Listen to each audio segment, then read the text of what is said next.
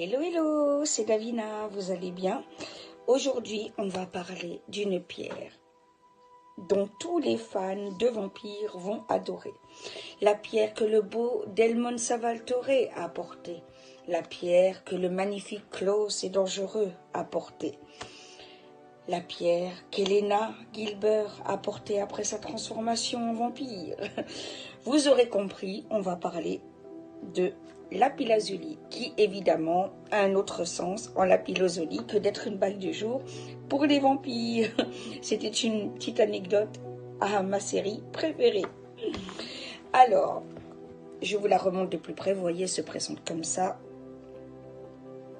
Très bénéfique en lithothérapie. Voilà, ça c'est la pierre que vous pouvez avoir chez vous. Vous voyez ce bleu. Lapis-lazuli qui veut dire bleu en arabe. Hein. Voilà, et elle peut aller d'un bleu vif comme ça. Il y a différentes variantes, évidemment. Alors, on va maintenant parler du lapis-lazuli, pardon, plus sérieusement, pour ses propriétés. Donc, elle a des paillettes dorées, attire l'intérêt des hommes depuis toujours. Donc évidemment, les femmes en portaient beaucoup à l'époque parce qu'elle était reconnue voilà, pour attirer l'attention des hommes sur elle. Il est très connu en joaillerie maintenant et a pris une proportion importante parce que même les plus grands créateurs de bijoux utilisent le lapis-lazuli beaucoup plus fréquemment aujourd'hui pour ses vertus énergétiques.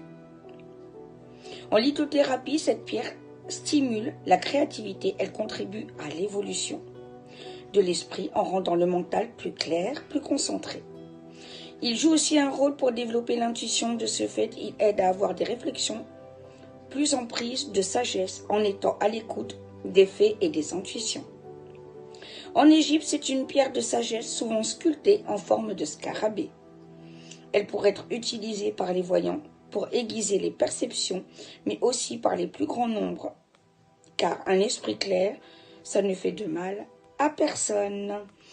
Comme d'habitude, je vous donne qu'un petit peu de détails pour vous encourager à me parler, c'est-à-dire à me demander plus d'explications, parce que moi, j'adore dialoguer avec les gens.